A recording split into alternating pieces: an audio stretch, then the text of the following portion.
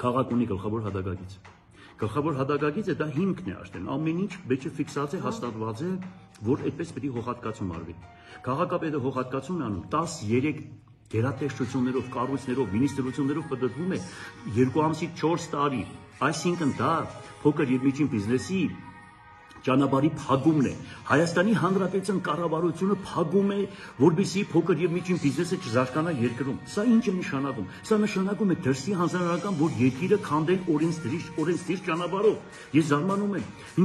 սա ինչի համար է անում։ Ես օրինակ քաղաքում մի հատ շենք, որ կառուցում են, գնում կողքը կապնում, ուրախանում եմ։ Երկրի ղեկավարը չի ուրախանում իր երկիրը, որ զարգանում է։ Ինչ եք այս որոշումները կայացրել, ինչն է պատճառը։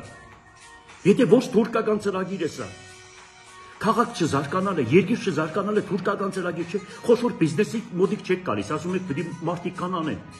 40 հատ գործարան ենք ունեցել, ոչ մեկը չեք կառուցում, որ մարդիկ չթողնեն գնան այստեղից, փոքր եւ միջին բիզնեսը չեք խթանում։ Արաս այս թուրքական էլ քանից եւ եկերնի, որ դրսի թուրքն է մեզ ղեկավարում։ Այն ուրիշ բան չեմ կարող ասել ես։